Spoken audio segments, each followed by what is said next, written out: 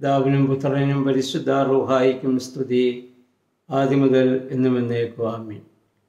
Bible reading പ്രോഗ്രാമിൽ സംബന്ധിക്കുന്ന ഏവർക്കും കർത്തൃനാമത്തിലെ സ്നേഹവന്ദനം. ഇന്ന് പുറപ്പാട് പുസ്തകം 3-ാം അധ്യായമാണ് നമ്മൾ വായിച്ച് ധ്യാനിക്കുന്നത്. ഇന്നലെ 2-ാം അധ്യായത്തിൽ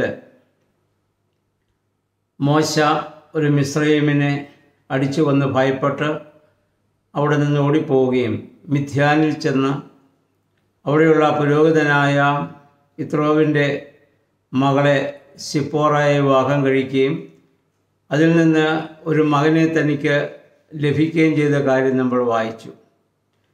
ഏകദേശം 40 വർഷത്തോളം അദ്ദേഹം യിത്രോവിൻ്റെ ആടുമാടുകളെ മേയിച്ച് അവരുടെ കൂടെ പാർക്കുകയാണ്. അങ്ങനെ ഒരു ദിവസം ആടുമാടുകളെ മേയ്ക്കാൻ വേണ്ടി പോകുന്ന സമയത്ത് അദ്ദേഹം ഒരു മുൾപ്പടർപ്പ് കത്തുന്നതായി കണ്ടു. പക്ഷേ അഗ്നി അവിടെ ജ്വലിക്കുന്നെങ്കിലും ആ മുൾപ്പടർപ്പ് എരിയാതെ നിൽക്കുന്നു.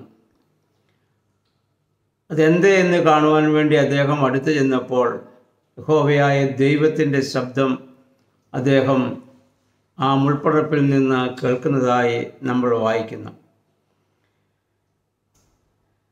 ദൈവം പഴയ നിയമത്തിൽ മാധ്യമങ്ങളിലൂടെയാണ് മനുഷ്യനോട് ഇടപെട്ടുകൊണ്ടിരുന്നത്.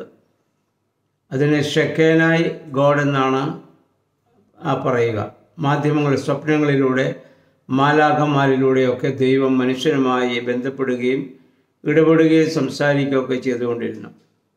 എന്നാൽ പുതിയ നിയമത്തിൽ നമുക്ക് കാണാൻ പറ്റുന്നത് ഇമ്മാനുവേൽ ഗോഡാണ്. ദൈവം മനുഷ്യൻ്റെ കൂടെയുള്ള ഒരവസ്ഥയാണല്ലോ അത്. അപ്പോൾ പഴയ നിയമകാലത്ത് ഇങ്ങനെ മാധ്യമങ്ങളിലൂടെ ആണ് ദൈവം മനുഷ്യനോട് ഇടപെട്ടുകൊണ്ടിരുന്നത്. ദൈവം മോശയെ വിളിക്കുമ്പോൾ, അവനോട് സംസാരിക്കുമ്പോൾ അവനൊരു ആട്ടിടയനായിരുന്നു. പലപ്പോഴും ദൈവവിളി ഉണ്ടാകുന്നത് പ്രാർത്ഥിച്ചുകൊണ്ടിരിക്കുമ്പോഴാണെന്നാണ് നമ്മൾ പലപ്പോഴും വിചാരിക്കുക. പ്രാർത്ഥിക്കുന്ന സമയത്ത് മാത്രമല്ല, ജോലി ചെയ്യുന്ന സമയത്തും ദൈവത്തിൻ്റെ വിളി ഉണ്ടാവാം. പരിശുദ്ധ മറിയം ഒരു മുറിക്കുള്ളിൽ പ്രാർത്ഥിച്ചുകൊണ്ടിരിക്കുമ്പോഴാണ് ഗബ്രിയേൽ മാലാഖ ചെന്ന് ആ വചനിപ്പിൻ്റെ സന്ദേശം മറിയയെ അറിയിക്കുന്നത്. എന്നാൽ നമ്മുടെ കർത്താവ് ശിഷ്യന്മാരെ വിളിച്ചത് അവർ മീൻ പിടിക്കുമ്പോഴും വല നന്നാക്കുമ്പോഴും ചുങ്കസ്ഥലത്തിരുന്ന് ചുങ്കം പിരിക്കുമ്പോഴും അവരുടെയൊക്കെ ജോലികളിൽ ഏർപ്പെട്ടുകൊണ്ടിരിക്കുമ്പോഴാണ്.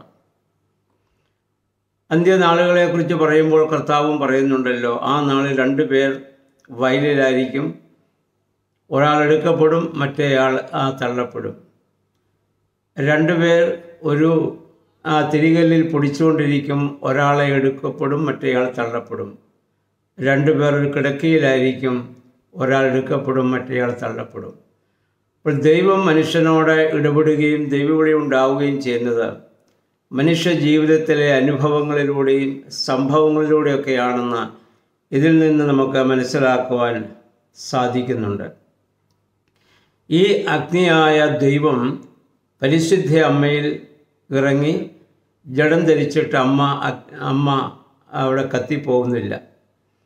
ഈ പരിശുദ്ധമായ ഈ ഒരു അനുഭവം ദൈവം തിരഞ്ഞെടുക്കുന്നവരിലൂടെ അത് സംഭവിക്കുമ്പോൾ അവർക്ക് നാശം സംഭവിക്കാതെ ദൈവികമായ പദ്ധതി അവിടെ നമുക്ക് കാണാൻ സാധിക്കും. ഇവിടെ യഹോവയായ ദൈവം മോശെ അടുത്ത് ചെന്നപ്പോൾ പറഞ്ഞു, നിൻ്റെ കാലിലെ ചെരുപ്പ് നീ അഴിച്ചു കളക, ഈ സ്ഥലം വിശുദ്ധമാണ്. ദൈവം മനുഷ്യനോട് സംസാരിക്കുന്ന ഇടം വിശുദ്ധമാണ്. കാലിലെ ചെരുപ്പ് ലോകത്തിൻ്റെ പാപത്തെ അത് സൂചിപ്പിക്കുന്നതാണ്.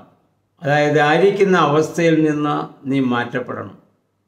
നാമും നമ്മുടെ പഴയ ചെരുപ്പുകൾ ഉപേക്ഷിക്കണം എന്ന് പറഞ്ഞാൽ പഴയ പാപത്തിലേക്ക് ഒരിക്കലും തിരിച്ചു പോകാൻ നമുക്ക് അവകാശമില്ല. അതുകൊണ്ടാണ് ദേവാലയങ്ങളിൽ നമ്മൾ പ്രാർത്ഥിക്കാൻ കയറുമ്പോൾ ദൈവത്തിൻ്റെ സാമീപ്യം അവിടെ പൂർണ്ണമായി അനുഭവിക്കുന്നു എന്നുള്ള ചിന്തയിൽ നമ്മുടെ കാലിൽ നിന്ന് ചെരുപ്പൊക്കെ അഴിച്ചു കളഞ്ഞ് ദേവാലയത്തിൽ നമ്മൾ കയറി നമ്മൾ പ്രാർത്ഥിക്കുകയാണ്. അതുപോലെ തന്നെ പൗരസ്ത്യ സഭയിൽ നമുക്കറിയാം, പ്രാർത്ഥിക്കുന്നതിന് മുൻപ് പായ വിരിച്ച് കൈകാലുകളെ കഴുകി വായിൽ വെള്ളമൊഴിച്ച് അത് കഴുകി ആണ് ദൈവത്തെ പ്രാർത്ഥിക്കാൻ ആരംഭിക്കുന്നത്. പായ വിരിക്കുക എന്നുള്ളത് ഭൂമിയോടുള്ള ബന്ധം, ലോകത്തോടുള്ള ബന്ധം വിച്ഛേദിക്കപ്പെട്ടു എന്നതിൻ്റെ സൂചനയാണ്. കൈകാലുകളെയൊക്കെ കഴുകുന്നത് ബാഹ്യമായ ആ വിശുദ്ധിയേക്കാൾ ഉപരിയായി ആന്തരികമായ വിശുദ്ധിയോടെ ദൈവസന്നിധിയിലായിരിക്കുക എന്നുള്ള ഒരു ഉദ്ദേശത്തോടു കൂടിയാണ്. യഹോവയായ ദൈവം 7 മുതൽ 10 വരെയുള്ള വാക്യങ്ങൾ നമ്മൾ വായിക്കുമ്പോൾ മോശയോട് പറയുന്നു, എൻ്റെ ജനത്തിൻ്റെ കഷ്ടത ഞാൻ കണ്ടു. കഴിഞ്ഞ 400 വർഷമായി ഈ ജനം കഷ്ടത അനുഭവിക്കുന്നവരാണ്. ദൈവം അത് കണ്ടില്ലേ? 400 വർഷമായി ദൈവം കണ്ടുകൊണ്ടിരിക്കുകയാണ്. എന്നാൽ ദൈവത്തിന് പ്രവർത്തിക്കുവാനുള്ള ആ സമയം വരെയും മനുഷ്യൻ അതിനുവേണ്ടി വെയിറ്റ് ചെയ്യേണ്ടതാണ്. കഴിഞ്ഞ അധ്യായത്തിൽ നമ്മൾ അതിനെപ്പറ്റി ചിന്തിച്ചതാണല്ലോ. ദൈവത്തിൻ്റെ സമയമാകുമ്പോഴാണ് ദൈവം പ്രവർത്തിക്കുക. ഇത് പറയുന്നു, പാലും തേനും ഒഴുകുന്ന ആ സമൃദ്ധിയുടെ അനുഭവത്തിലേക്ക് നിങ്ങളെ ഞാൻ കൊണ്ടുപോകും, എൻ്റെ ജനത്തെ ഞാൻ കൊണ്ടുപോകും. പണ്ടവരുടെ പിതാക്കന്മാർ മുഖാന്തരം ഞാൻ വാഗ്ദത്തം ചെയ്തതായ പ്രദേശമാണത്. നമ്മളൊക്കെ ഇന്ന് ജീവിക്കുന്നത് സ്വർഗീയ കനാനെ ലക്ഷ്യമാക്കിയാണ്. സ്വർഗീയ കനാൻ്റെ ലക്ഷ്യം എന്തേന്ന് വെളിപ്പാട് പുസ്തകം 7-ാം അധ്യായത്തിൻ്റെ 14 മുതൽ 17 വരെയുള്ള വാക്യങ്ങൾ വായിക്കണം.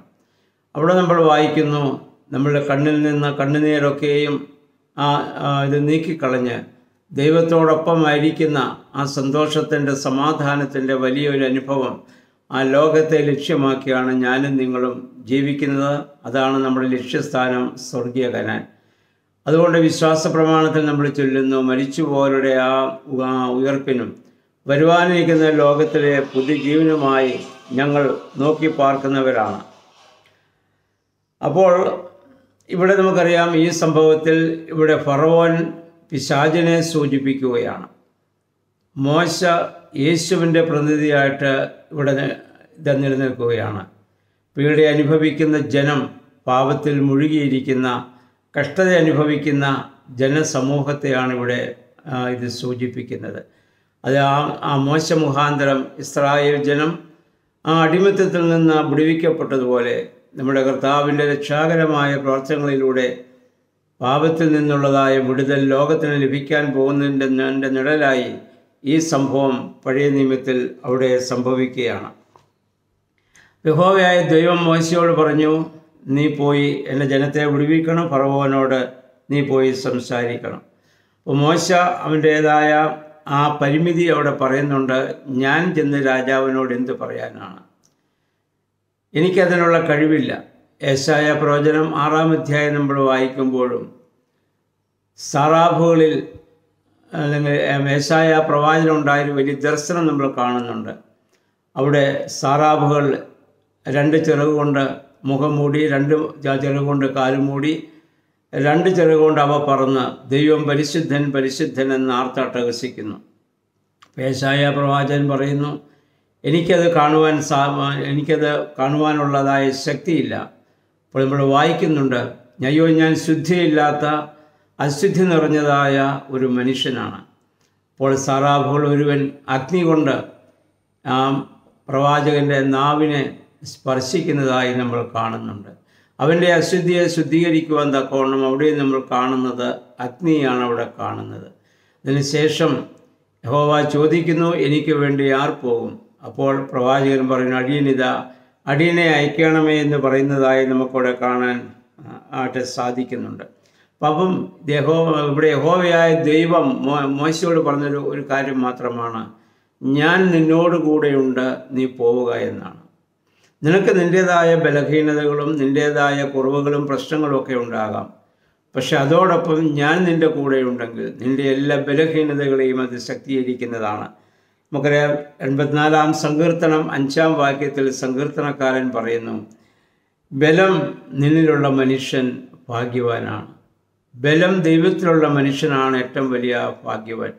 അതുപോലെ തന്നെ സങ്കീർത്തനക്കാരൻ ചോദിക്കുന്നു, യഹോവ നമുക്ക് അനുകൂലമെങ്കിൽ പ്രതികൂലം ആരാണ്? ഹൈന്ദവ ചിന്തയിലെ കുരുക്ഷേത്ര യുദ്ധത്തിൽ ആ പഞ്ചപാണ്ഡവന്മാരോട് ശ്രീകൃഷ്ണൻ പറയുന്നുണ്ട്, മറ്റേ സ്ഥലത്തിലാണല്ലോ ആളുകൾ കൂടുതലുള്ളത്, ഈ 5 പേർ ഞങ്ങൾ എന്ത് ചെയ്യുമെന്ന് ചോദിക്കുമ്പോൾ പറയുന്നുണ്ട്, ഞാൻ നിങ്ങളുടെ കൂടെ ഉണ്ട്.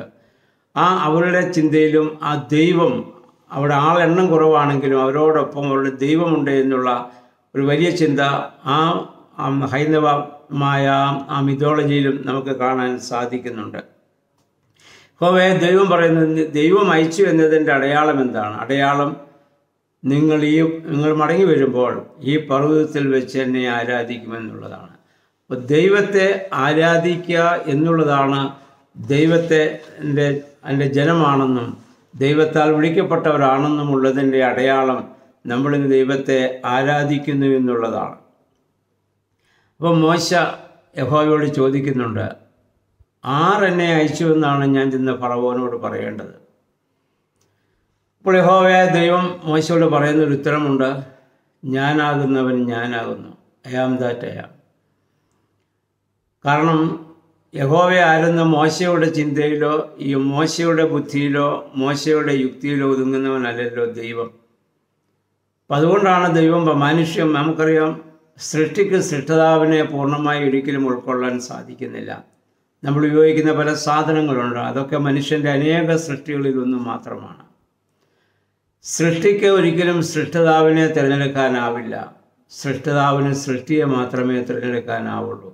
അപ്പോൾ ഒരു സൃഷ്ടിക്കും അതിൻ്റെ സൃഷ്ടാവിനെ അതിൻ്റെ പൂർണ്ണമായ അർത്ഥത്തിൽ ആ പൂർണ്ണമായ രീതിയിൽ ഒരിക്കലും ഉൾക്കൊള്ളുവാൻ സാധിക്കുകയില്ല എന്നുള്ള സത്യം യഹോവയെ ദൈവം മോശയ്ക്കൂടെ മനസ്സിലാക്കി കൊടുക്കുകയാണ്. അപ്പം നിങ്ങൾ അവിടെ ചെന്ന് ഫറവോനോട് ഞാൻ എന്താണ് പറയേണ്ടത്?